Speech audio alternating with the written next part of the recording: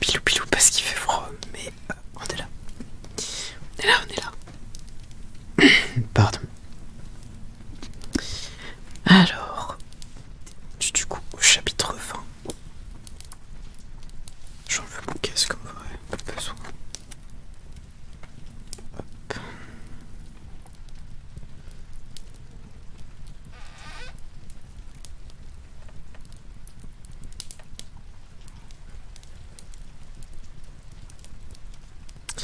Voilà, let's go. Du coup, le chapitre de dimanche, c'était plutôt sympa. On a vu plein de choses en fait. Notamment le retour de Ron, chose la plus importante. Et la destruction pardon, de l'Horcrux de médaillon. Donc c'était plutôt nice. Et on a vu la biche argentée et on ne sait pas du tout à qui elle appartient. On ne sait rien. Bref, let's go. Chapitre 2. Xenophilius Lovegood. Harry ne s'était pas attendu à ce que la colère d'Hermione s'apaise au cours de la nuit, et ne fut donc pas surpris, le lendemain matin, qu'elle se contente de communiquer par des regards hostiles et des silences appuyés. Ron réagit en se forçant à afficher devant elle un air sombre, censé exprimer un remords profond et durable. Lorsqu'ils se trouvaient tous les trois ensemble, Harry avait l'impression d'assister à un enterrement en petit comité où il aurait été le seul à ne pas porter le deuil. Mais, au moment des rares moments qu'il passait seul avec Harry pour aller chercher de l'eau ou fouiller les sous-bois en quête de champignons, Ron manifestait une joie sans vergogne. « Quelqu'un nous a aidés, répétait-il. Quelqu'un a envoyé cette biche. Quelqu'un qui est de notre côté. Ça nous fait un Horcrux de moins, mon vieux. »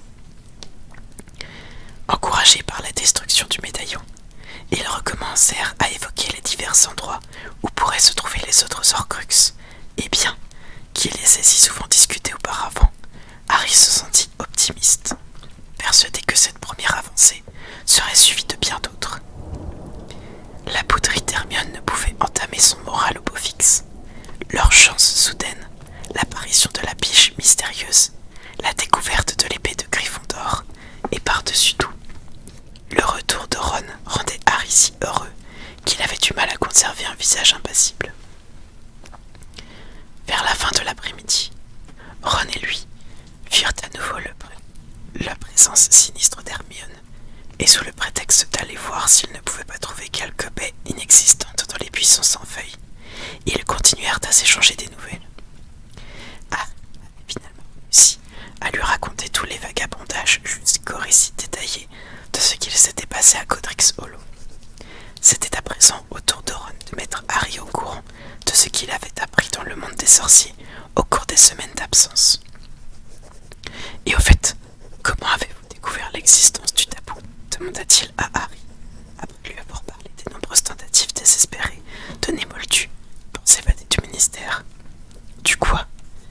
Hermione et toi, vous avez cessé de prononcer le nom de tu sais qui ? » ?»« Ah oui, c'est simplement une mauvaise habitude qu'on a prise, » répondit Harry. « Je n'ai toujours aucun problème à l'appeler Vol. »« Non !» rugit Ron. Son cri fit sursauter Harry, qui tomba dans les buissons. Hermione, le nez plongé dans un livre à l'entrée de la tente, les regarda d'un air mauvais. « Désolé, dit Ron en aidant Harry à s'arracher des ronces, mais son nom a été frappé d'un maléfice. C'est comme ça qu'il retrouve les opposants. Prononcer son nom brise les sortilèges de protection. Ça produit une sorte de perturbation magique. C'est ce qui leur a permis de nous trouver à Tottenham, à Cours Road. » Parce qu'on avait dit son nom, exactement. Il leur faut reconnaître que c'était bien pensé. Seuls ceux qui le combattent sérieusement comme Dumbledore osaient l'appeler par son nom. Maintenant qu'ils ont mis un tabou, quiconque prononce son nom est aussitôt repéré. Un moyen rapide et efficace de découvrir les membres de l'ordre. Ils ont failli avoir Kingsley. Tu plaisantes? Pas du tout. Bill m'a raconté qu'il a été cerné par une bande de mange-morts, mais il a réussi à les repousser et à s'échapper. Il est en fuite maintenant, comme nous. De l'extrémité de sa baguette, Ron se gratta le menton d'un air pensif. Tu ne crois pas que c'est Kingsley qui aurait pu nous envoyer cette biche? Son patronus est un lynx. On l'a vu au mariage, tu te souviens? Ah, oui. Ils poursuivirent leur chemin le long des buissons, s'éloignant de la tente d'Hermione. Ah. Tu ne crois pas que ça pourrait être Dumbledore? Comment ça, Dumbledore? Ron parut un peu gêné. Dumbledore, reprit-il, à voix basse. La biche. Ron observait Harry du coin de l'œil. Après tout, il a été le dernier à avoir la véritable épée entre les mains, non? Harry ne fut même pas tenté de rire, car il comprenait trop bien le désir secret qui se cachait derrière la question de Ron. L'idée que Dumbledore ait réussi à revenir vers eux, qu'il puisse veiller sur eux, leur aurait apporté un indicible réconfort. Mais il hocha la tête en signe de dénégation. Dumbledore est mort, dit-il. Je l'ai vu mourir. J'ai vu son corps. Il est parti à tout jamais. D'ailleurs, son patronus était un phénix, pas une biche. Les patronus peuvent changer, non? Fit remarquer Ron. Celui de Tonks, par exemple. Oui, mais si Dumbledore était vivant, pour quelle raison ne se montrerait-il pas? Pourquoi ne nous aurait-il pas donné l'épée directement? Je n'en sais rien, répondit Ron.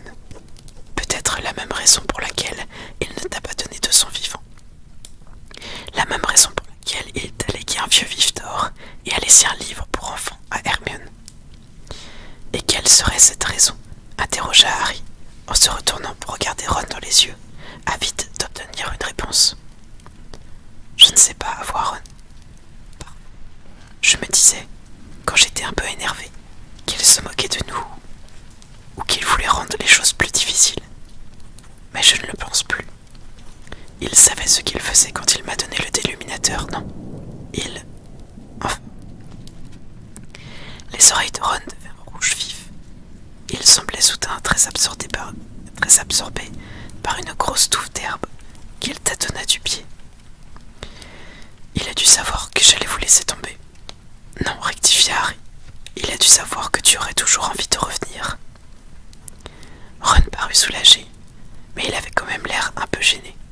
Préférant changer de sujet, Harry lui demanda. À propos de Dumbledore, tu es au courant de ce que Skeeter a écrit sur lui? Oh oui, répondit aussitôt Ron. On en parle beaucoup, bien sûr. En temps normal, ça ferait les gros titres. C'est simplement un sujet de plaisanterie pour les gens qui n'aiment pas Dumbledore, et une claque dans la figure pour ceux qui le jugeaient irréprochable. Mais je ne sais pas si c'est tellement important. Il était très jeune quand il avait notre âge, coupa Harry, en lui faisant la même réponse qu'à Hermione. Et quelque chose dans l'expression de son visage dissuada Ron de continuer sur ce sujet. Parmi les ronces, une grosse araignée se tenait immobile au milieu d'une toile couverte de givre.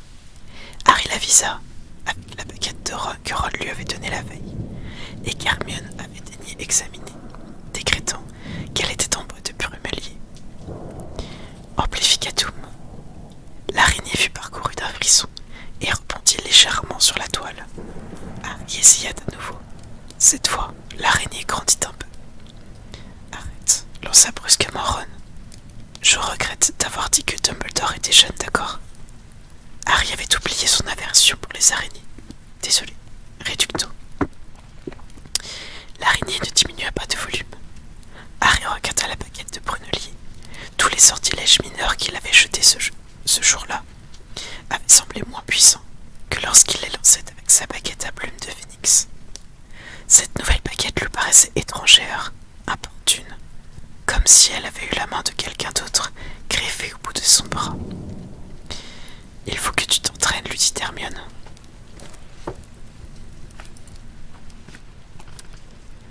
Elle s'était approchée sans bruit derrière eux et avait observé d'un air anxieux les tentatives de Harry pour augmenter ou diminuer la taille de l'araignée.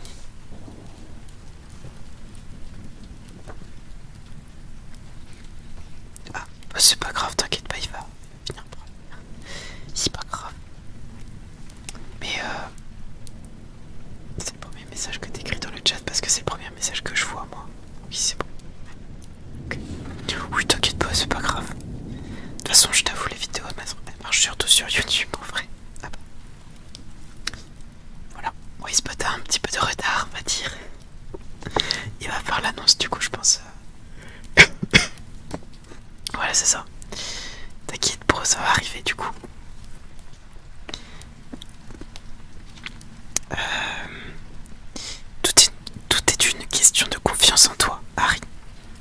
Il savait pourquoi elle tentait de faire tant. Elle tenait tant à ce qu'il y arrive. Elle éprouvait toujours un sentiment de culpabilité pour avoir cassé sa baguette. Harry ravala la réplique qui lui prélève la langue.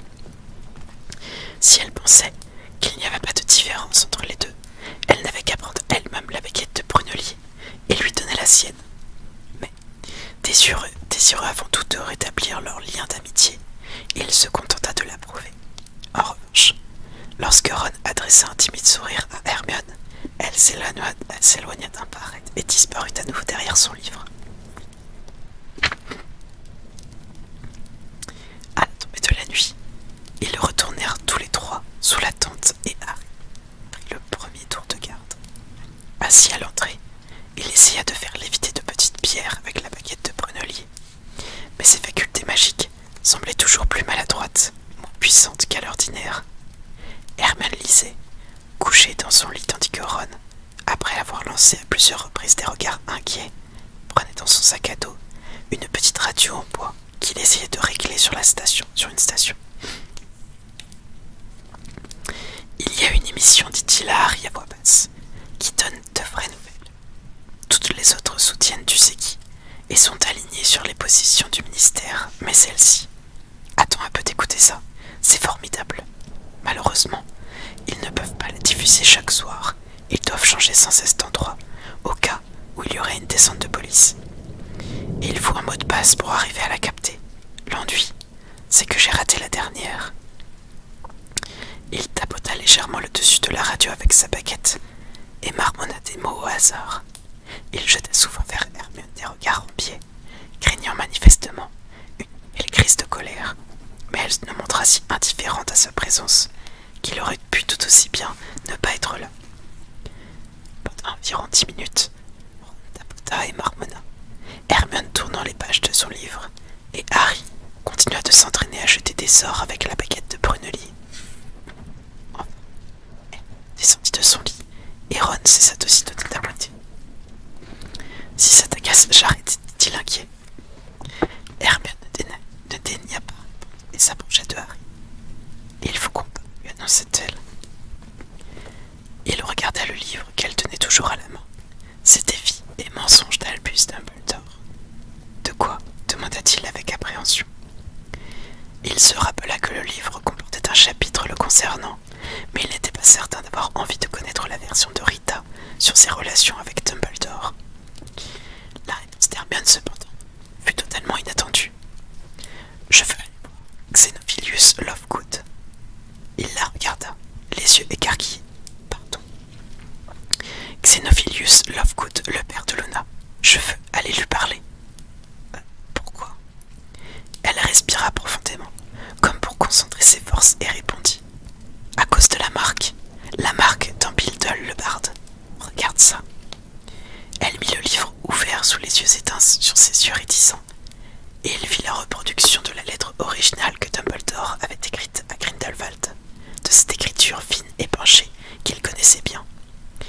Il lui répugnait d'avoir la preuve indiscutable que Dumbledore avait bel et bien écrit ces mots, qu'il n'était pas une invention de Rita. « La signature, dit Hermione. Regarde la signature, Harry. » Il obéit. Pendant un instant, il ne comprit pas de quoi elle voulait parler, mais, en regardant de plus près, à l'aide de sa baguette allumée, il s'aperçut que Dumbledore avait remplacé le A d'Albus par une minuscule version de la même marque triangulaire tracée dans les contes de Beedle le barde. « Qu'est-ce que vous » dit Ron d'une voix hésitante, mais Hermione le fit taire d'un regard et se tourna à nouveau vers Harry. « Elle n'arrête pas d'apparaître. Je sais que, d'après Victor, c'est la marque de Grindelwald, mais je suis sûre que c'est aussi celle qu'on a vue au cimetière de Godric's Hollow. Or, les dates inscrites sur la pierre tombale étaient bien antérieures à l'arrivée de Grindelwald. Et la voilà à nouveau. On ne peut plus demander à Dumbledore ou à Grindelwald ce qu'elle signifie. Je ne sais même pas si Grindelwald est toujours vivant. Mais on peut le demander à Monsieur Lovegood. Il portait ce symbole au mariage, et je suis certaine que c'est important, Harry. » Celui-ci ne répondit pas tout de suite. Il observa l'expression intense, impatiente du visage d'Hermione, puis, scruta l'obscurité qui les entourait, réfléchissant. Au bout d'un long moment, il lui répondit enfin.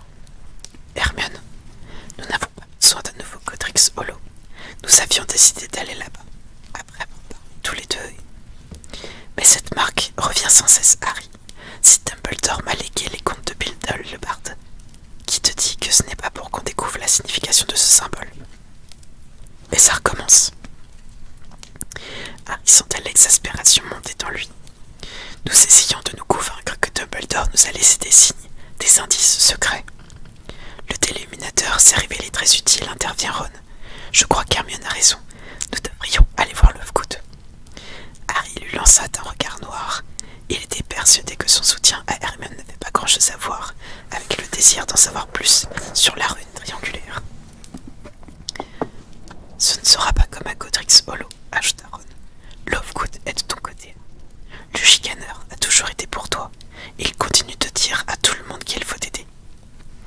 Je suis certaine que c'est important, répéta Hermione d'un ton grave. Mais si c'était le cas, tu ne crois pas que Dumbledore m'en aurait parlé avant de mourir? Peut-être que quelque chose qu'il faut découvrir par soi-même, suggéra Hermione, qui donnait un peu l'impression de se raccrocher aux branches. Oui, approuva Ron. Ce serait logique. Pas du tout, répliqua-t-elle sèchement. Ça n'aurait rien de logique, mais je pense quand même que nous devrions parler à Monsieur Lovegood. Un symbole qui lie Dumbledore, Grindelwald et Godric's Hollow. Harry, je suis sûr que nous devrions tenter d'en savoir plus. Je propose qu'on vote, dit Ron.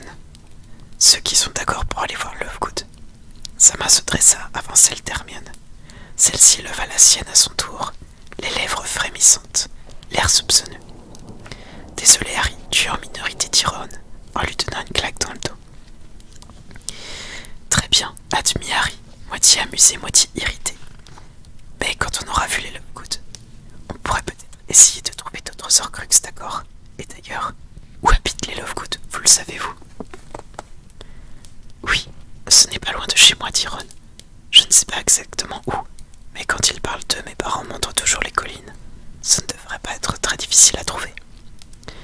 Lorsque Hermione fut retournée dans son lit, Harry baissa la voix. Tu l'as approuvé simplement pour te faire bien voir. Comme dit le proverbe, à la guerre et en amour, tous les coups sont permis, répliqua Ron d'un ton joyeux. Et en l'occurrence, on est un peu dans les deux cas. Sois content, c'est les vacances de Noël. Luna sera chez elle. Au flanc de la colline balayée par le vent, sur laquelle ils transplanèrent le lendemain matin, ils avaient une excellente vue du village de Loutry-Saint-Chassepoul. De leur position élevée, le visage avait l'air d'une collection de maisons de poupées illuminées par des rayons obliques du soleil qui perçaient les nuages. Ils restèrent là 1 ou 2 minutes à regarder en direction du terrier, la main sur le front pour se protéger les yeux, mais ils ne distinguèrent que les arbres et les hautes haies du verger qui masquaient à la vue des moldus la petite maison biscornue. C'est bizarre d'être si près et de ne pas pouvoir y aller, remarqua Ron. Au moins il n'y a pas longtemps que tu les as vus. Tu y étais pour Noël, lança froidement Hermione. Bien sûr que non, je n'étais pas au terrier, répliqua Ron, avec un rire incrédule. Tu crois que j'allais retourner là-bas et leur dire que je vous avais laissé tomber? Fred et George ne m'auraient pas raté, et Ginny, elle aurait sûrement été très compréhensive. Alors où étais-tu, s'étonna Hermione? Dans la nouvelle maison de Bill et de Fleur, la chaumière au coquillage. Bill a toujours été loyal avec moi. Il ne s'est pas montré très admiratif quand il a entendu ce que j'avais fait, mais il n'a pas insisté. Il savait que je le regrettais profondément. Personne d'autre dans la famille n'a su que j'étais là-bas. Bill a dit à maman que Fleur et lui ne viendraient pas pour Noël parce qu'il voulait le passer seul en amoureux. C'était leurs premières vacances depuis leur mariage. Je crois que Fleur ne tenait pas. Vous savez à quel point elle déteste Célestina Modulbeck. Ron tourna le dos au terrier. Allons là-haut. Allons là-haut, dit-il en les menant sur l'autre versant de la colline. quelques heures, caché sous la cape d'invisibilité, sur l'insistance d'Hermione. Les collines basses qui s'étendaient autour d'eux semblaient inhabitées, en dehors d'un petit cottage apparemment désert. Tu crois que c'est leur maison et qu'ils sont partis pour nous, dit Hermione, en regardant à travers la fenêtre ornée de géranium d'une petite cuisine propre. Tu sais, j'ai l'impression que si on regardait à travers la fenêtre des Lovegood, on saurait tout de suite qui habite là. Essayons plutôt les collines voisines. Ils transplanèrent quelques kilomètres plus loin, vers le nord. « Ah !» s'écria Ron, le vent fouettant leurs cheveux et leurs vêtements. Ils montraient du doigt le sommet de la colline sur laquelle ils avaient atterri. Une maison des plus étranges se dressait verticalement contre le ciel, une sorte de grand cylindre noir, avec une lune fantomatique suspendue derrière elle, dans la lumière de l'après-midi. La voilà, la maison de Luna. Qui d'autre pourrait vivre dans un endroit pareil? Il ne manque plus que le roi. Qu'est-ce que tu racontes? Ça n'a rien d'appelé, répliqua Hermione qui regardait la bâtisse, les sourcils froncés. Non, je pensais à la tour noire d'un jeu d'échecs. Ron, qui avait les plus longues jambes, atteignit le premier le sommet de la colline. Lorsque Harry et Hermione le rejoignirent, haletante, plié en deux par des points de côté, il avait un large sourire. C'est bien là, dit Ron. Regardez. 3 écrits taupins à la main étaient cloués sur un portrait délabré. Sur un portail, délabré. Le premier indiquait le chicane, directeur, X Lovegood. Le second, allez cueillir votre qui ailleurs. Le troisième, ne pas approcher des prunes dirigeables. Le portail grinça lorsqu'ils l'ouvrirent. Le chemin tortueux qui menait à la porte d'entrée était envahi de plantes étranges et diverses, notamment de buissons couverts de fruits oranges en forme de radis, semblables à ceux que Luna portait parfois en guise de boucles d'oreilles. Coucou Salamzed, bon l'heure qu'à toi. Harry crut reconnaître un smargalouf et contourna à bonne distance la souche ratatinée. 2 pommiers sauvages, âgés, courbés par le débouillés de leurs feuilles, mais aux branches toujours chargées de fruits rouges, gros comme des baies, et de couronnes de gui touffus, parsemées de boules blanches, se dressaient telles des sentinelles de chaque côté de la porte d'entrée. Un petit hibou, avec une tête de faucon légèrement aplatie, les regardait, perché sur l'une des branches. « Tu ferais bien d'enlever la cape d'invisibilité, Harry, » dit Hermione. « C'est toi que Monsieur Lovegood veut aider, pas nous. » Il suivit son conseil et lui donna la cape qu'elle rangea dans le sac en perles. Elle frappa à la porte 3 fois. Incrustée de clous de fer et dotée d'un heurtoir en forme d'aigle. 10 secondes plus tard, tout au plus, la porte s'ouvrit à la volée. Xenophilius Lovegood se tenait devant eux, pieds nus, et vêtu d'une chemise de nuit tachée. Ses longs cheveux blancs, semblables à de la barbe à papa, étaient sales et broussailleux. Par comparaison, il était montré d'une rare élégance au mariage de fleurs et de piles. « Quoi? Qu'est-ce que c'est? Qui êtes-vous? Qu'est-ce que vous voulez » s'écria-t-il d'une voix auperchée, grincheuse. Il regarda Hermione, puis Ron, et enfin Harry. Lorsqu'il le reconnut, sa bouche s'ouvrit en un O parfaitement dessiné et passablement comique. « Bonjour, Monsieur Lovegood, dit Harry, en lui tendant la main. Je suis Harry, Harry Potter. » Xenophilius ne serra pas la main de Harry, mais l'un de ses yeux, celui qui n'était pas tourné vers son nez, se figea sur la cicatrice de son front. « Pouvons-nous entrer ?» demanda Harry. « Nous voudrions vous poser une question. » Je ne suis pas sûr que ce soit raisonnable, murmura Xenophilius. Il déglutit et jeta un rapide coup d'œil dans le jardin. C'est assez surprenant, ma part. Je pense que je devrais... Ce ne sera pas long, promit Harry, légèrement déçu par cet accueil peu chaleureux. Bon, d'accord. Entrez vite, vite.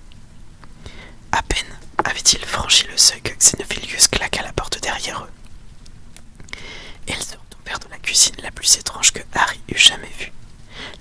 pièce était parfaitement circulaire et donnait l'impression qu'on se trouvait à l'intérieur d'une gigantesque poivrier. Tout avait une forme arrondie pour s'adapter au mur. La cuisinière, l'évier, les placards, l'ensemble décoré de fleurs, d'insectes et d'oiseaux peints avec des couleurs primaires et criardes. Harry crut reconnaître le style de Luna. L'effet produit par un espace aussi fermé avait quelque chose d'un peu écrasant. Au milieu, un escalier de fer forgé en colimaçon menait dans les étages supérieurs. Ils entendaient au-dessus de leur tête des craquements et des cliquetiques. Harry se demanda à quoi pouvait bien s'occuper Luna. Vous feriez mieux de monter, dit Xenophilius, toujours très mal à l'aise. Il les entraîna derrière lui. La pièce du dessus semblait un mélange de living room et d'atelier. Elle était de ce fait plus encombrée encore que la cuisine. Bien que beaucoup plus petite et entièrement circulaire, elle ressemblait un peu à la salle sur demande, le jour inoubliable où elle s'était transformée en une gigantesque labyrinthe surchargée d'objets qu'on avait cachés au cours des siècles.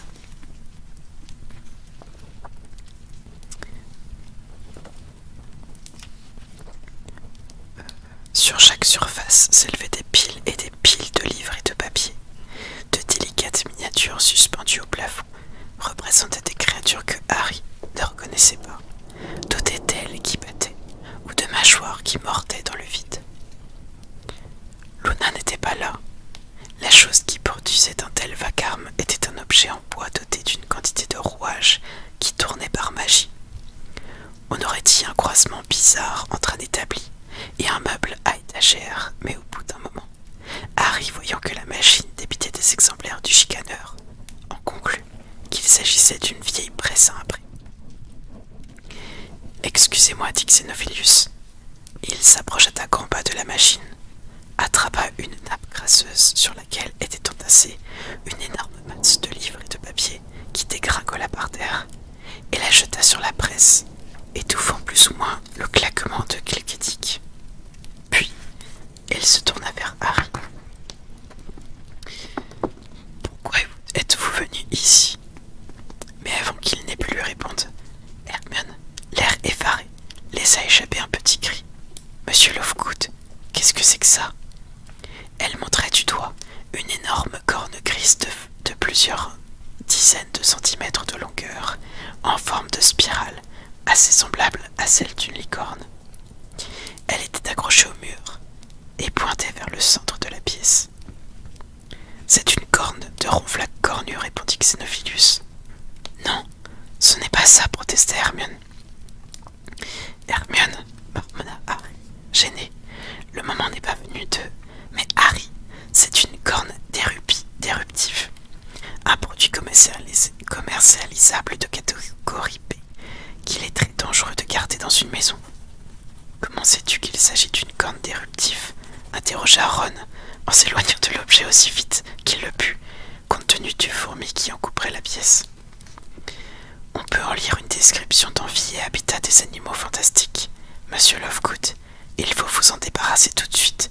Vous ne savez pas qu'elle pouvait exploser au moindre contact. » Le ronflac cornu, répliqua Xenophilius, le visage buté, en détachant bien ses mots, est une créature timide, dotée de grands pouvoirs magiques, et sa corne. Monsieur Lovegood, je reconnais les sillons caractéristiques autour de sa base. Je vous répète que c'est une corne déruptive et qu'elle est extraordinairement dangereuse. Je ne sais pas où vous l'êtes procurée. Je l'ai achetée il y a 15 jours à un charmant jeune sorcier, à qui sait à quel point je m'intéresse à une exquise créature qu'est le ronflac cornu, déclara Xenophilius d'un ton autoritaire. C'était une surprise que je destinais à ma chère Luna pour son cadeau de Noël. Et maintenant, ajouta-t-il à l'adresse de Harry, vous m'expliquez la raison exacte de votre visite, monsieur Potter. Nous avons besoin d'aide, répondit Harry, avant qu'Hermione ait eu le temps à nouveau d'intervenir. Ah, dit Xenophilius, de l'aide. Son œil normal se posa à nouveau sur la cicatrice de Harry. Il semblait à la fois terrifié et fasciné. Oui, l'ennui, c'est que Aider Harry Potter est assez dangereux. N'êtes-vous pas de ceux qui ne cessent de répéter que le premier devoir est d'aider Harry, demanda Ron, dans votre magazine.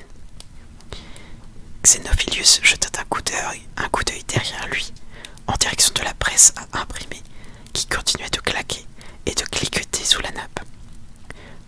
Oui, j'ai en effet exprimé ce point de vue. Néanmoins, c'est valable pour les autres, mais pas pour vous, coupa Ron. Xenophilius ne répondit pas.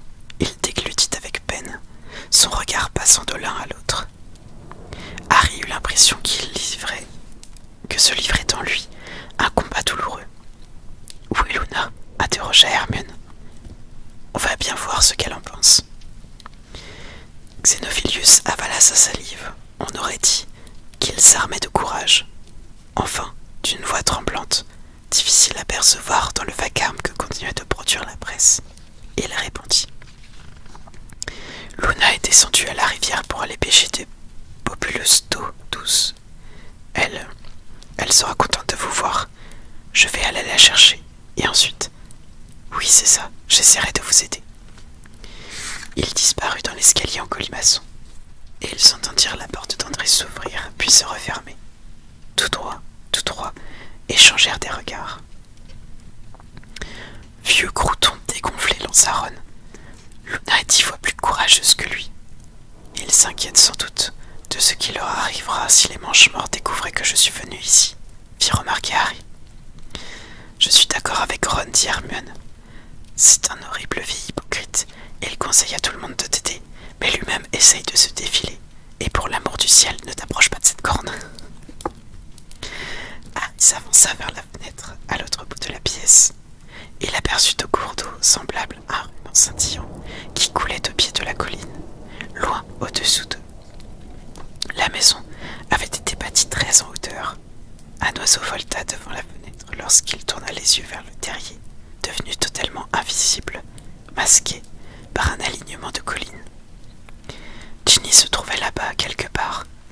Aujourd'hui, ils étaient plus près l'un de l'autre qu'ils ne l'avaient jamais été depuis le mariage de Fleur et de Bill. Mais elle ne pouvait douter qu'en cet instant, il regardait dans sa direction en pensant à elle. Il valait mieux s'en contenter, pour le moment, supposait-il. Car quiconque entrait en contact avec lui courait un grand danger. L'attitude de Xenophilius en approuvait la preuve. Il s'écarta de la fenêtre et vit alors une chose étrange posée sur le buffet arrondi et encombré. Un buste de pierre représentant une sorcière, belle mais austère, qui portait une coiffe des plus insolites. Deux objets semblables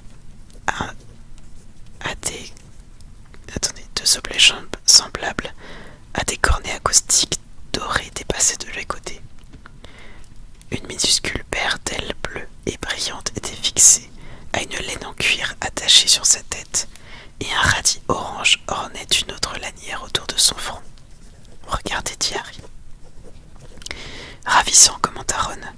Je m'étonne qu'il ne soit pas venu avec ça au mariage.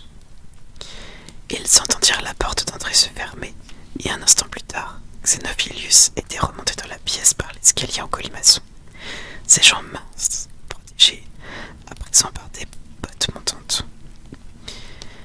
Il tenait un plateau sur lequel étaient disposées des tasses de thé dépareillées et une théière vivante. Ah, vous avez découvert mon invention préférée, dit-il. Il mit le plateau dans les mains d'Hermione et rejoignit Harry à côté de la statue, modelée avec un certain à-propos sur la tête de la très belle Rowena Sertaigle. Tout homme s'enrichit quand abonde l'esprit. Il montra les objets en forme de cornet acoustique. Il s'agit de siphons de gingerwine pour débarrasser le penseur de tout ce qui pourrait le distraire dans son environnement immédiat. Ce que vous voyez là, poursuivit-il en pointant l'index sur une aile minuscule, ce sont des ailes de Billwing destinées à élever l'esprit. Et maintenant, il désigna le radis orange, une prune dirigeable pour étendre sa capacité à accepter l'extraordinaire. Xenophilius revint vers le plateau à thé qu'Hermione avait dessert à charger. Puis-je vous offrir une infusion de Ravgourde pour Tsar Xenophilius? Nous la préparons nous-mêmes. Pendant qu'il versait dans les tasses un liquide d'une couleur violet foncé, semblable à du jus de betterave, il ajouta: Luna est partie là-bas, de l'autre côté de Bantam Bridge. Elle est ravie que vous soyez venu. Elle ne devrait plus tarder maintenant. Elle a pêché suffisamment de bolus pour nous faire une bonne soupe. Asseyez-vous et prenez du sucre. Il ôta d'un fauteuil une pile vacillante de papier et s'installa en croisant ses jambes bottées. Alors, dit-il, en quoi puis-je vous être utile, monsieur Potter? Eh bien voilà, répondit Harry, jetant un coup d'œil à Hermione qui l'encouragea d'un hochement de tête. Il s'agit d'un symbole que vous portiez autour du cou, le jour du mariage de Fleur et de Bill. Nous nous demandions ce qu'il signifiait. Xenophilius haussa les sourcils. Vous voulez parler du signe des reliques de la mort? Fin du chapitre 20. Je bois un coup et on continue avec le chapitre 21.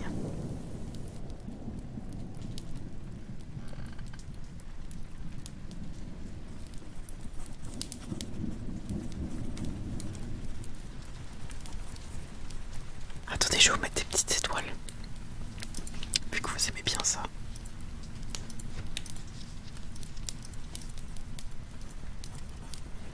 Voilà. Comme ça, vous pouvez sauter pour attraper les étoiles. Chapitre 21. Le conte des trois frères. Après la lecture des Tamari Passos, oui, je compte continuer, je sais pas encore avec quoi. Je voudrais faire le Seigneur des Anneaux, peut-être les trucs qu'on est en train de suivre en série télé là. La saga Grisha. Mais je sais pas trop encore. Voilà. Mais oui, je vais en faire. Voilà, je t'ai tout eu d'un coup, ça me vient. Chapitre 21. Le conte des trois frères. Harry se tourna vers Ron. Il ne semblait pas avoir compris mieux que lui ce que Xenophilius venait de dire. Les reliques de la mort. C'est cela, reprit Xenophilius.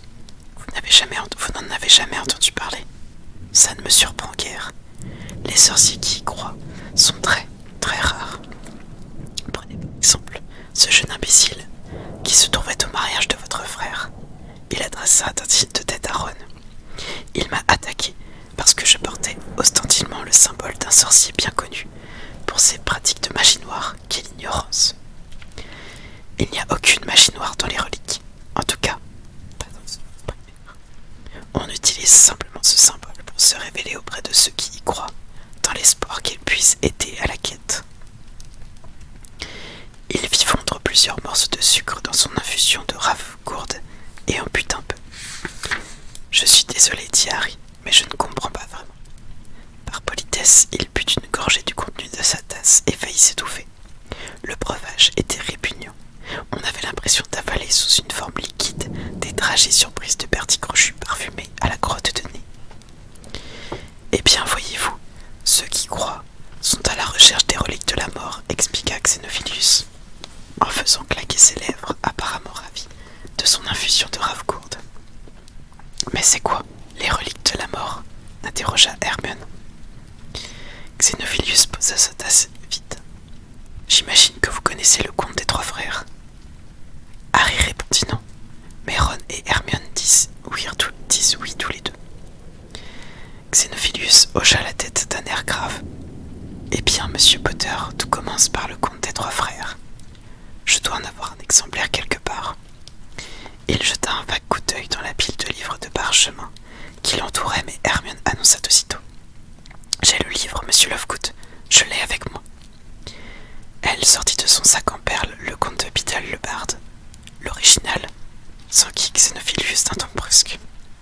Hermione acquiesça d'un signe de tête et il ajouta. Dans ce cas, pourquoi ne pas le lire à haute voix? C'est le meilleur moyen pour que nous comprenions tous de quoi il s'agit. D'accord, dit Hermione un peu inquiète. Elle ouvrit le livre, et Harry vit que le symbole dont il recherchait le sens figurait précisément en haut de la page où débutait le conte. Hermione toussa, et commença la lecture. Il était une fois 3 frères qui voyageaient au crépuscule, le long d'une route tortueuse et solitaire. Quand elle le racontait, maman disait que ça se passait à minuit, fit remarquer Ron qui avait allongé les jambes, les bras derrière la tête pour écouter. Hermione le regarda, lui lança un regard glacé. Désolé, je pense simplement que c'est un peu plus effrayant si ça se passe à minuit, insista Ron. Justement, ça tombe bien. Il n'y a pas assez de choses effrayantes dans notre vie, coupa Harry, sans avoir pu s'en empêcher. Xenophilius ne semblait pas leur prêter grande attention. Il le regardait par la fenêtre, les yeux levés vers le ciel. Vas-y, Hermione, dit Harry. Après avoir longtemps cheminé, ils atteignirent une rivière trop profonde pour être traversée à quai et trop dangereuse pour la franchir à la nage. Les 3 frères, cependant, connaissaient bien l'art de la magie. Aussi, d'un simple mouvement de baguette, ils firent apparaître un pont qui enjambait les eaux redoutables de la rivière. Ils étaient arrivés au milieu du pont, lorsqu'une silhouette encapuchonnée se dressa devant eux, en leur interdisant le passage. C'était la mort, et elle leur parla. « Excuse-moi, » l'interrompit Harry. « La mort leur parla. Il s'agit d'un conte de fées, Harry. »« D'accord, désolé, continue. » C'était la mort, et elle leur parla. Elle était furieuse d'avoir été privée de 3 victimes, car, d'habitude, les voyageurs se noyaient dans la rivière. Mais elle était rusée. Elle fit semblant de les féliciter les 3 frères pour leur talent de magicien et leur annonça que chacun d'eux avait droit à une récompense pour s'être montré si habile à lui échapper. Le plus âgé des frères, qui aimait les combats, lui demanda d'une baguette magique plus puissante que toutes les autres, une baguette qui garantirait toujours la victoire à son propriétaire dans tous les duels qu'il livrerait, une baguette digne d'un sorcier qui avait vaincu la mort. La mort traversa alors le pont et s'approcha d'un sureau sur la berge de la rivière. Elle fabriqua une baguette avec l'une des branches et en fit don à l'aîné. Le deuxième frère, qui était un homme arrogant, décida d'humilier la mort un peu plus et demanda qu'elle lui donne le pouvoir de rappeler les morts à la vie. La mort ramassa alors une pierre sur la rive et la donna au deuxième frère, en lui disant que cette pierre aurait le pouvoir de ressusciter les morts.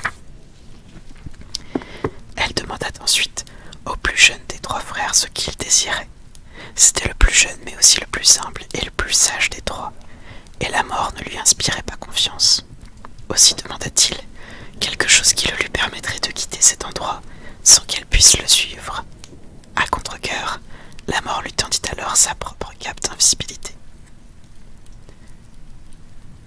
La mort a une cape d'invisibilité, l'interrompit Harry, pour s'approcher des gens sans être vue, expliqua Ron. Parfois, elle en a assez de se précipiter sur ses victimes en agitant les bras et en poussant des cris. Désolé, Hermione. Puis, elle s'écarta et autorisa les 3 frères à poursuivre leur chemin, ce qu'ils firent, s'émerveillant de l'aventure qu'ils venaient de vivre et admirant les présents que la mort leur avait offerts. Au bout d'un certain temps, les 3 frères se séparèrent, chacun se dirigeant vers sa propre destination. L'aîné continua de voyager pendant plus d'une semaine et arriva dans un lointain village. Il venait d'y chercher un sorcier avec lequel il avait eu une querelle. À présent, bien sûr, grâce à la baguette de sureau, il ne pouvait manquer de remporter le duel qui s'ensuivit. Laissant son ennemi mort sur le sol, l'aîné se rendit dans une auberge où il se vanta haut et fort de posséder la puissante baguette qu'il avait arrachée à la mort en personne, une baguette qui le rendait invincible, affirmait-il. Cette même nuit, un autre sorcier s'approcha silencieusement du frère aîné qui dormait dans son lit, abruti par le vin. Le voleur s'empara de la baguette et, pour faire bonne mesure, trancha la gorge du fils aîné. Ainsi la mort prit le premier des 3 frères. Pendant ce temps, le deuxième frère rentra chez lui, où il vivait seul.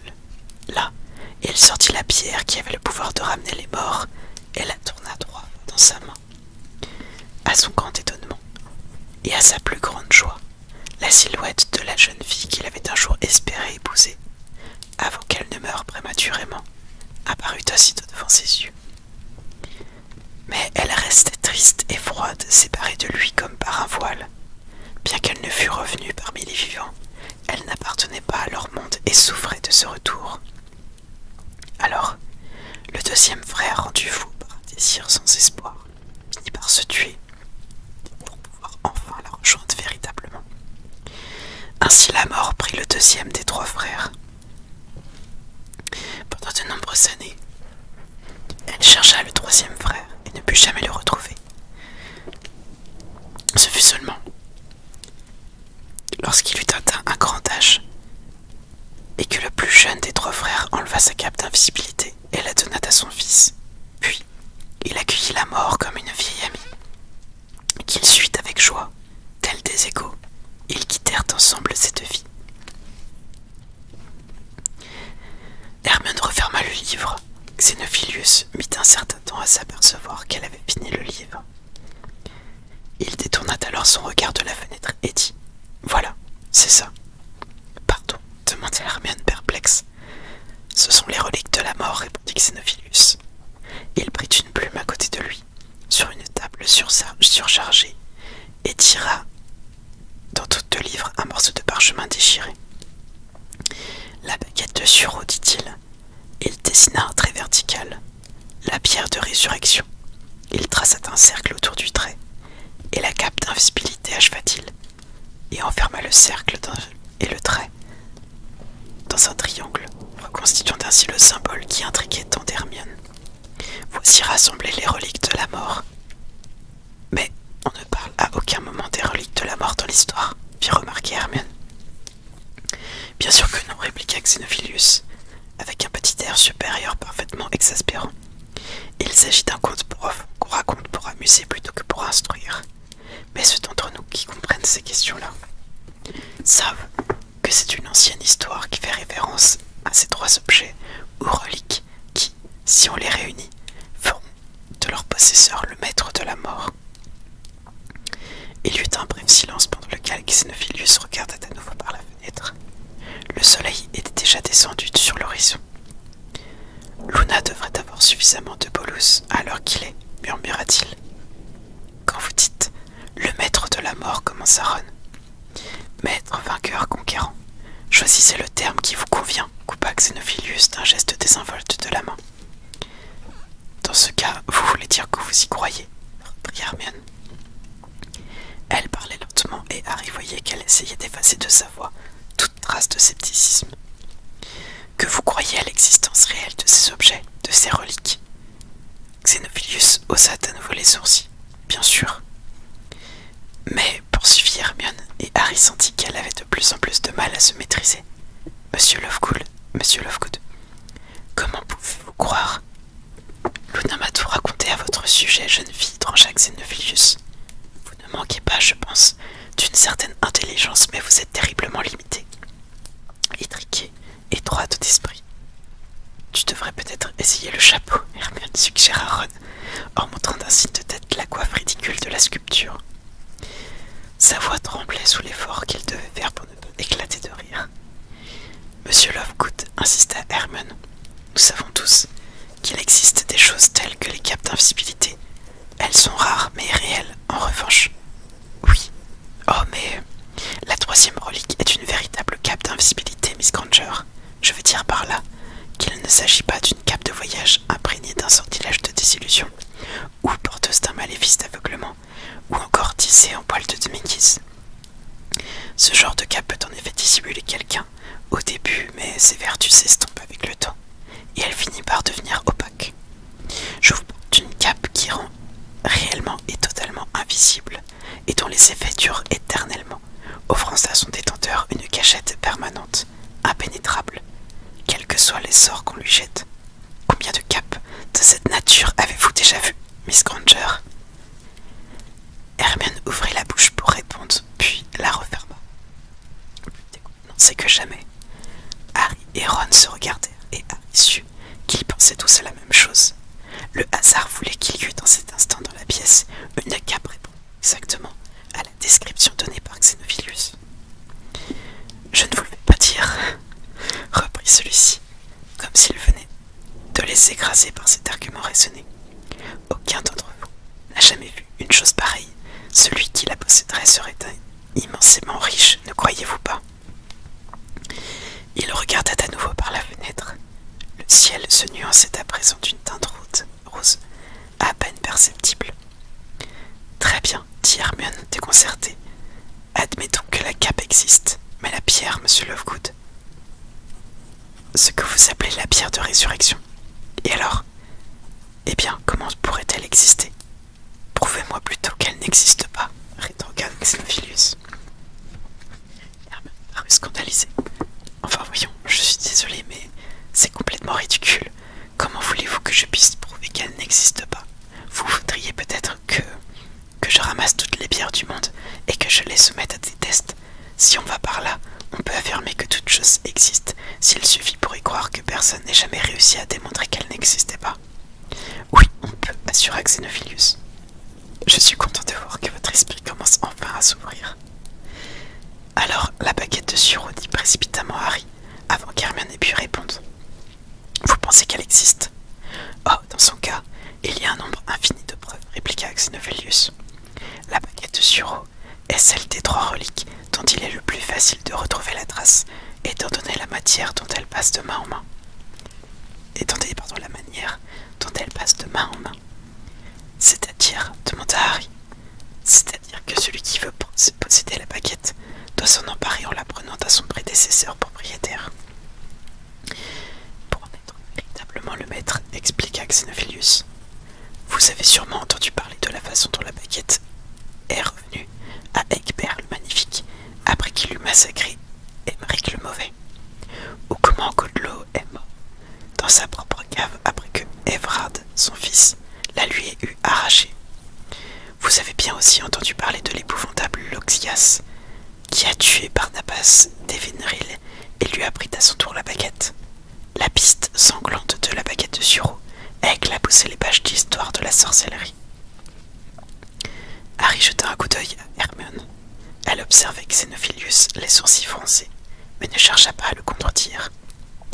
Et à votre avis, où se trouve la baguette de sureau maintenant? Interrogea Ron. Hélas, qui peut le savoir? Se lamenta Xenophilius, en regardant par la fenêtre. Qui sait où elle se cache? La piste s'arrête à Arcus et Livius. Qui peut dire lequel d'entre eux a vaincu Loxias et lequel a pris la baguette? Qui sait par quelle main elle a été elle-même vaincue? L'histoire, hélas, ne nous le révèle pas. Il y eut un silence. Enfin, Hermione demanda avec raideur. Monsieur Lovegood, la famille Peverell a-t-elle quoi que ce soit à voir avec les reliques de la mort? Xenophilius parut interloqué, et quelque chose remua dans la mémoire de Harry. Mais il n'aurait su dire quoi. Peverell, il avait déjà entendu ce nom. Oh, mais vous m'avez induite en erreur, jeune fille, s'exclama Xenophilius, qui s'était à présent redressé dans son fauteuil et contemplait Hermione avec des yeux ronds. Je croyais que vous ne saviez rien de cette quête des reliques.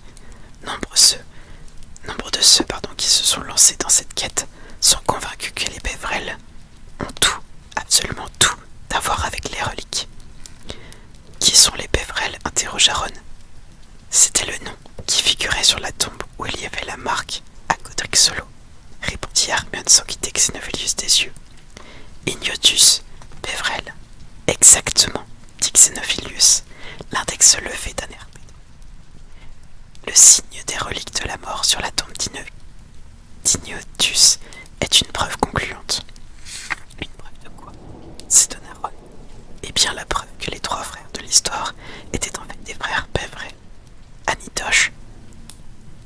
Antioche, Cadmus et Ignotus, que c'était eux, les premiers possesseurs des reliques.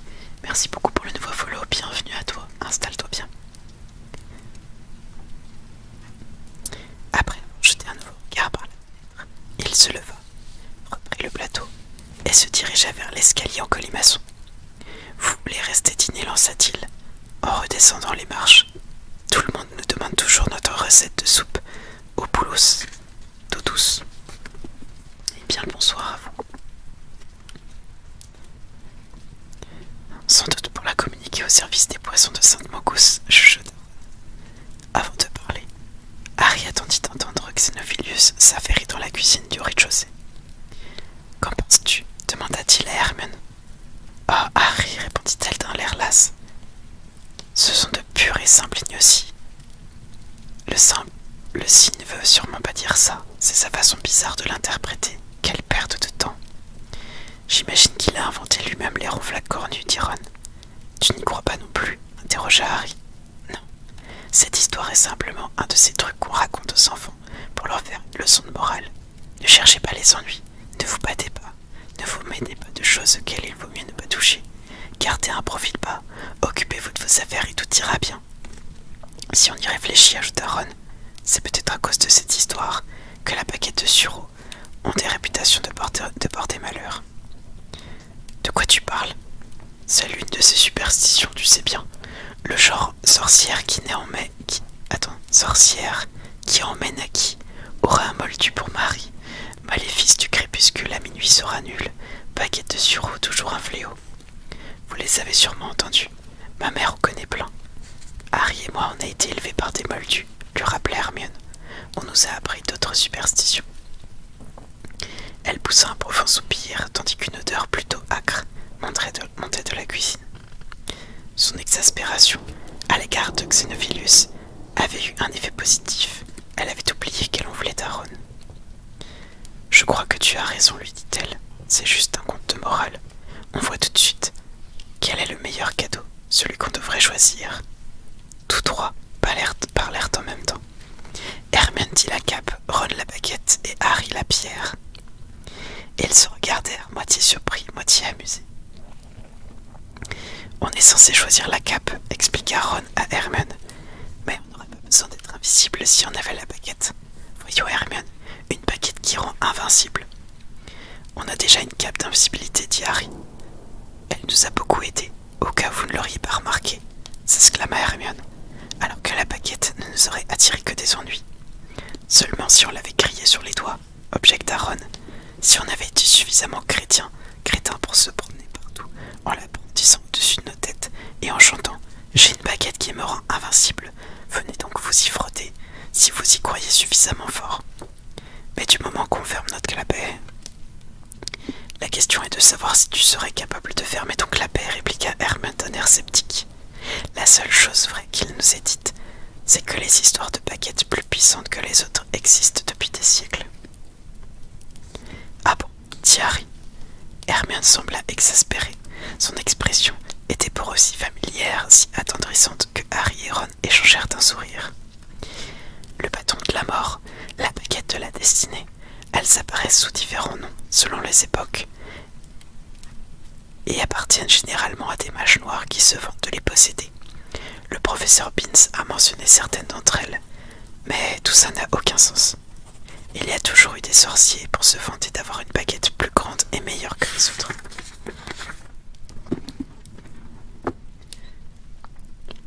Mais comment peux-tu en être sûr, reprit Harry, que ces baguettes, le bâton de la mort et la baguette de la destinée, ne sont pas finalement une seule et même baguette qui revient sous différents noms au cours des siècles? Et s'il s'agissait vraiment de la baguette de sureau fabriquée par la mort, suggéra Ron. Harry éclata de rire. L'étrange idée qui lui était venue en tête était en fait ridicule. Sa baguette, se répéta-t-il à lui-même, était en bois de houx, non pas de sureau, et elle avait été fabriquée par Ollivander, quoi qu'elle ait pu faire la nuit où Voldemort l'avait poursuivie dans le ciel. D'ailleurs, si elle avait été invincible, comment aurait-il pu se casser? Et toi, pourquoi as-tu choisi la pierre? Lui demanda Ron. Si on pouvait faire revivre les morts, on aurait revu Sirius, volé Dumbledore, mes parents. Ron et Hermione n'eurent pas le moindre sourire.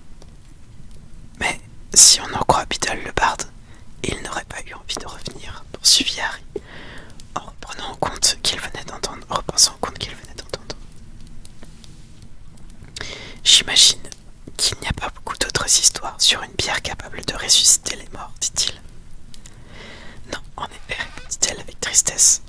À part Monsieur Lovegood, je ne vois pas qui d'autre pourrait croire à une chose pareille. Beedle est sans doute inspiré de la pierre philosophale, mais au lieu d'une pierre qui rend immortelle, il a imaginé une qui fait revivre les morts. L'odeur qui montait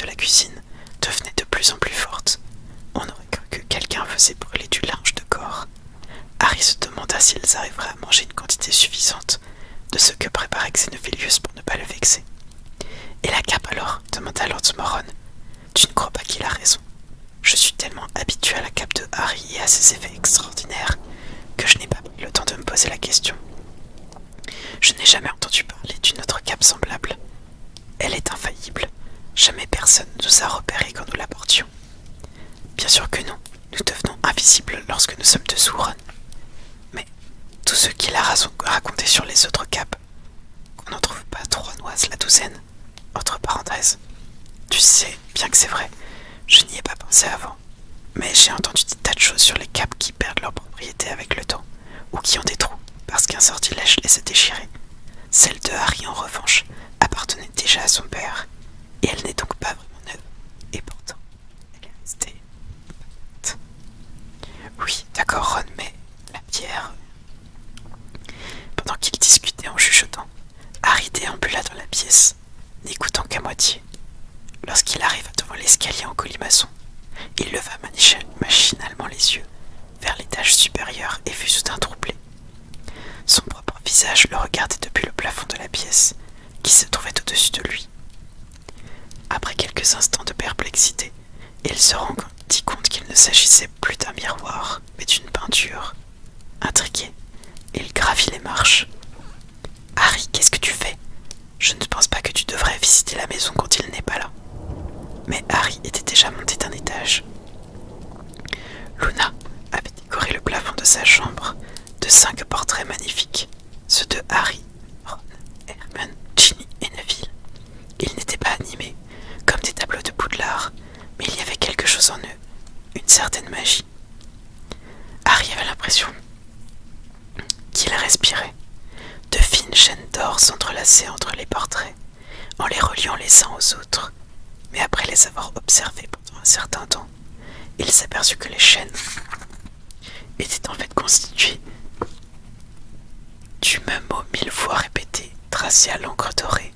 Ami, ami, ami.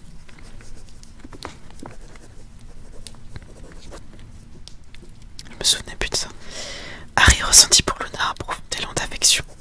Il regarda autour de la pièce.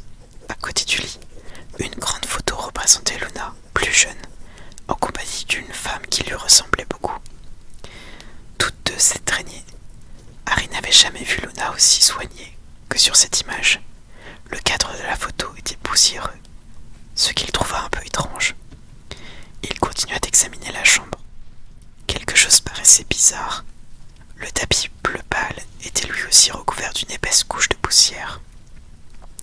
Il n'y avait aucun vêtement dans l'armoire dont les portes étaient entrouvertes, et le lit semblait froid, peu accueillant, comme si personne n'y avait dormi depuis des semaines. Une unique toile d'araignée s'étendait d'un bord à l'autre de la fenêtre la plus proche, sur un fond de ciel rouge sang. « Qu'est-ce qui se passe ?» demanda Hermione, alors que Harry redescendait l'escalier. Mais avant qu'il n'ait eu le temps de répondre, Xenophilius remonta de la cuisine, portant à présent un plateau chargé de bols. « Monsieur Lovegood, où est Luna ?» demanda Harry. « Pardon, où est Luna ?» Xenophilius s'immobilisa sur la dernière marche. « Je vous l'ai déjà dit, elle est descendue à Button Bridge pour pêcher des boulos. » « Alors pourquoi y a-t-il que 4 bols sur ce plateau ?» Xenophilius essaya de répondre, mais aucun son ne sortit de ses lèvres. On n'entendait que le battement continu de la presse à imprimer et le léger tintement que produisait à présent le plateau entre les mains tremblantes de Xenophilius. « Je crois que Luna est absente depuis plusieurs semaines, » poursuivit Harry. « Ses vêtements ont disparu. Et elle n'a pas dormi dans son lit. Où est-elle? Et pourquoi regardez-vous tout le temps par la fenêtre ?» Xenophilius lâcha le plateau. Les bols tombèrent, rebondissèrent et se fracassèrent.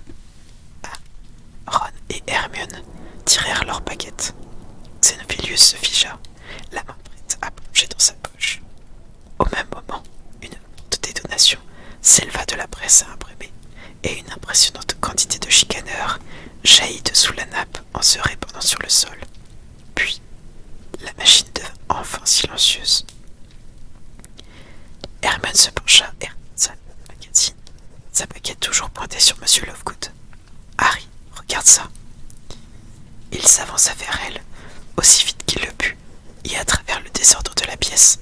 La couverture du chicaneur montrait une photo de lui, barrée de la mention indésirable numéro 1, avec en légende le montant de la récompense promise pour sa capture. Le chicaneur a révisé sa position, demanda-t-il froidement. C'est donc ça que vous aviez fait lorsque vous êtes descendu dans le jardin, monsieur Lovegood. Vous avez envoyé un hibou au ministère. Xenophilius se passa la langue sur les lèvres. Ils ont pris Maluna, murmura-t-il.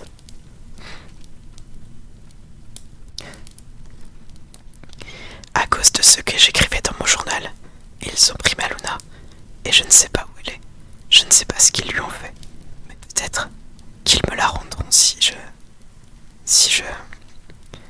vous livrez Harry, acheva Hermione à sa place. Pas question, dit sèchement Ron. Écartez-vous, on s'en va. Xenophilius, le teint blême, paraissait avoir 100 ans, ses lèvres étirées en un effroyable rictus. Ils vont arriver d'un moment à l'autre. Je dois sauver Luna. Je ne peux pas perdre Luna. Vous allez rester. Il écarta les bras devant l'escalier et Harry eut la vision soudaine de sa mère faisant le même geste devant son lit d'enfant. Ne nous obligez pas à vous faire mal, dit Harry. Écartez-vous, monsieur Lovegood. Harry, hurla Hermione. Des silhouettes volantes sur des balais passèrent devant les fenêtres, lorsque tous trois tournèrent la tête pour les regarder. Xenophilius tira sa baguette. Harry se rendit compte de leur erreur juste à temps, et il se jeta sur le côté, poussant Ron et Hermione hors d'atteinte du sortilège de stupéfaction que Xenophilius venait de jeter. L'éclair traversa la pièce et frappa de plein fouet la corne d'éruptif. Il y eut une gigantesque explosion, la déflagration semblant pulvériser la pièce. Des morceaux de bois, de papier, de plâtre volèrent dans tous sens. Harry fut projeté dans les airs, puis s'écrasa par terre, se protégeant la tête de ses bras, incapable de voir quoi que ce soit à travers la pluie de débris qui s'abattait sur lui. Il entendit les cris, les hurlements d'Hermione et de Ron, et une série de bruits sourds, métalliques, à donner la nausée. Soulevé par l'onde de choc, Xenophilius était tombé en arrière, dans l'escalier en colimaçon. À moitié enterré sous les gravats, Harry essaya de se relever. À cause de la poussière, il ne voyait plus rien et parvenait à peine à respirer. La moitié du plafond s'était écroulée et l'extrémité du lit de Luna pendait dans le vide. Le buste de Rowena Serdaigle gisait à côté de lui, la moitié de la tête arrachée. Des fragments de parchemin déchirés flottaient dans les airs et la presse à imprimer était couchée sur le côté, interdisant l'accès à l'escalier de la cuisine. Une autre silhouette blanche s'approcha, et Hermione, couverte de poussière, comme une deuxième statue, pressa l'index contre ses lèvres. Au rez-de-chaussée, la porte d'entrée s'ouvrit à la volée. Je t'avais bien dit qu'il était inutile de se presser, Travers, grommela la voix rauque. Je t'avais dit que ce cinglé délirait comme d'habitude. Il y eut un bang, et Xenophilius lança un cri de douleur. Non, non, là-haut, Potter. Je t'ai déjà averti, Lovegood, que si tu nous faisais revenir, il nous faudrait des informations solides. Tu te souviens, la dernière fois, quand tu as voulu nous échanger ta fille contre le stupide chapeau de ta statue, et la semaine d'avant, nouveau bang et un nouveau cri, quand tu croyais qu'on allait te la rendre si tu nous apportais la preuve de l'existence, bang, des ronflaques, bang, cornus. Non, non, je vous en supplie, sanglota Xenophilius. C'est vraiment Potter, vraiment. Et maintenant, on s'aperçoit que tu nous as appelés pour essayer de nous faire sauter, fit le mange-mort. Il y eut une rafale de bang, ponctuée de cris de douleur de Xenophilius. La maison ne va pas tarder à s'effondrer, Selwyn, dit avec froideur une deuxième voix qui résonna dans l'escalier à demi démoli. L'escalier est complètement bloqué. Si on essaye de le dégager, tout risque de s'écrouler. Sale petit menteur, s'écria le dénommé Selwyn. Tu n'as jamais vu Potter de ta vie, hein. Tu croyais pouvoir nous attirer ici pour nous tuer, et tu penses que c'est en t'y prenant comme ça que tu vas récupérer ta vie. Je vous jure, Potter est là-haut. Omnium Revelio, dit la voix au pied de l'escalier. Harry entendit Hermione étouffer d'une exclamation, et eut les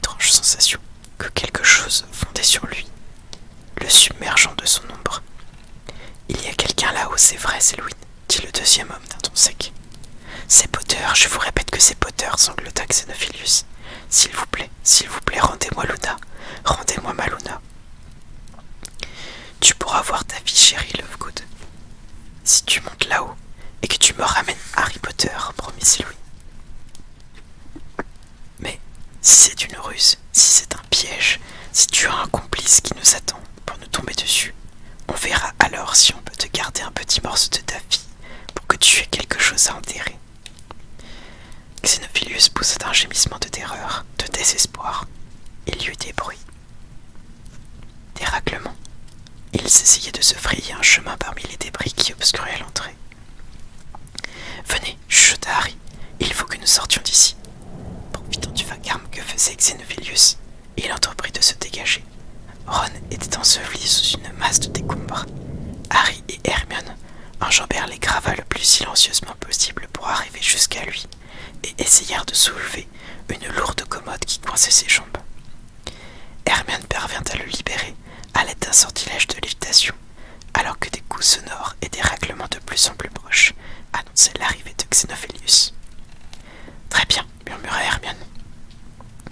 La presse disloquée qui bloquait du haut de l'escalier commençait à trembler. Xenophilius n'était plus qu'à 2 ou 3 mètres d'eux. Hermione était toujours blanche de poussière. « Tu as confiance en moi, Harry ?» lui demanda-t-elle.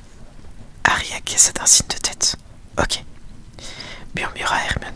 « Donne-moi la cape d'invisibilité. »« Ron, toi, tu vas la mettre. »« Moi. Mais Harry, s'il te plaît, Ron !»« Harry, tiens-moi bien la main. Ron, accroche-toi à mon épaule. » Harry tendit sa main gauche. Ron disparut sous la cape. La presse, qui interdisait l'accès à l'escalier, s'était mise à trépiter. Xenophilius essayait de la déplacer, en utilisant à son tour un sortilège de lévitation. Harry ne savait pas ce que Hermione attendait. « Tenez-vous bien, murmura-t-elle, tenez-vous bien, attention !» La tête de Xenophilius, d'une blancheur de papier, apparut au-dessus du buffet renversé. « Oubliette !» s'écria aussitôt Hermione en pointant sa baguette sur le visage de Xenophilius. Puis, la dirigeant vers le sol, juste au-dessous d'eux, et elle ajouta « Des primo !» Le sortilège fit exploser le plancher du salon, en creusant un grand trou, et ils tombèrent comme des rocs. Harry, toujours cramponné à la main d'Hermione, un cri s'éleva au-dessous de lui, et il vit les deux hommes courir pour essayer d'échapper au déluge de gravats et de meubles brisés qui s'abattaient autour d'eux, à travers le plafond défoncé. Hermione tournoya dans le vide, et le fracas de la maison qui s'effondrait retentit aux oreilles de Harry, tandis qu'elle l'entraînait, une fois de plus dans les ténèbres. Et voilà les loulous, c'est tout pour ce soir. La suite sera dimanche soir. Hop. Et voilà, on a appris le conte des 3 vers, c'était cool.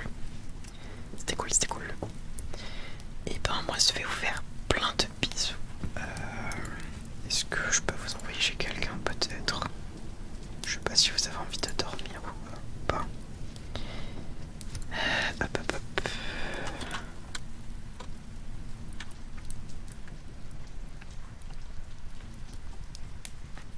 Moi j'ai personne qui fait de la SMR.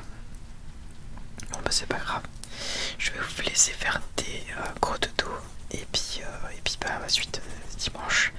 Sinon, prochain live demain soir, on finit Dead Space. Donc voilà, si vous avez envie de passer, si vous avez envie de venir sur le Discord pour obtenir du progrès